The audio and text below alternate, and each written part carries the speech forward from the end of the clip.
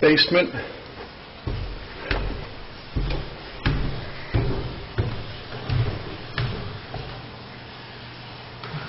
New smoke detectors. I would suggest putting a radon detector in. The trough around for the hydrostatic water is full. The weep holes that they have here, we're seeping a little bit, but nothing I would really worry about. I think a lot of that's coming from outside there at that front walkway entrance where the concrete is low. I think a diversion needs to be done. I see no other leaks coming through the foundation except on this side here, which is the southeast side. There's a little bit of moisture through here, so I can hear it bubbling. So probably a little bit of dry lock would be there. And also along the outside perimeter, I would suggest insulation. Just some, probably some R30, and just run it around the outside. That's no big deal. Stairs seem to be fine. The railing needs to be reconnected. This is one of the drains. It's filled with water. Here is another one of, you can see the water running in through here. This is the outside pipe that needs to be capped. And this sump pump wants to run about every minute. We'll give it a second here. You can see it running in. It's overflowing, and I think that's where a lot of this water is coming from. That's filling up around the trough.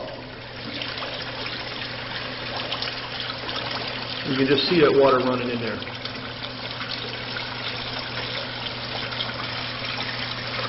There's the pipe that's connected there and down through this actually is connected between the top and the bottom, right there. And that's where that water is just running right in there. It needs to be capped from the outside.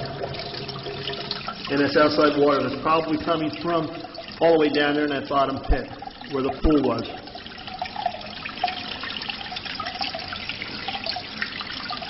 So that's that.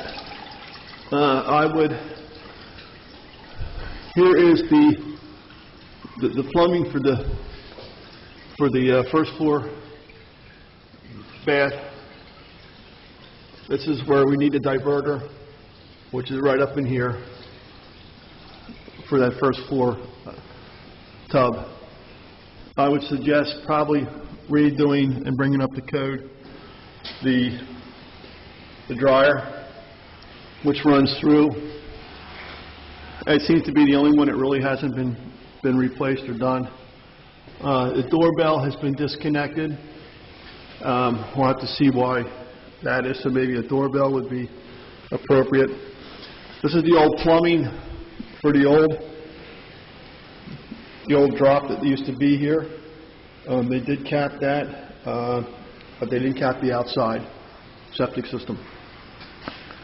Needs to be fine. Oil tank seems to be in somewhat good shape.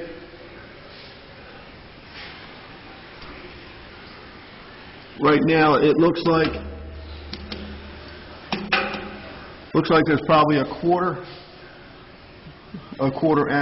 filled with oil. That I'm not sure if that float's working. I can't seem to move it. That's something that we might have to put a new float in there. I don't know if there's sludge buildup in this tank or not. But they do have some work they've been doing here. Looks like the circulator it's seen some time. I don't know what the realtor has said on getting this thing hooked back up, but there's probably would be probably a $600 to a $700 finish if it needs a new circulator. Or they're going to bypass that and just cut that out. I'm not sure. He's got all kinds of stuff here. He does have some new valves on. So I don't know how he's going to leave it. Chances are that would come out. Rest of the floor seems pretty dry. No water coming up through the one vent. You see this is still leaking in. But I really don't think that's a major problem, as bad as it looks. I think it's just a matter of getting out there with a backhoe, digging it, cleaning it out, capping it off, and being done with it. Right now it's just an open source for water to come into the house. Steel beam, looks like an 8-inch I-beam. Looks fine. I don't see any settlement.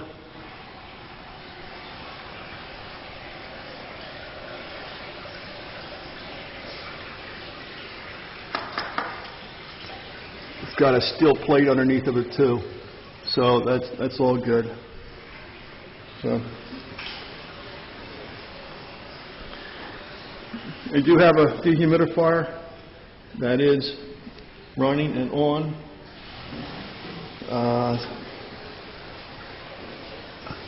Some kind of a water system. I would probably think about disconnecting that or looking into the max flow and seeing if there's a new filter that can be put in there for that. That we'd have to check. So. Okay. In the basement. Oh, here's the old tank. That's the old expansion tank that's up in the ceiling. I don't know why they left that. But that's it.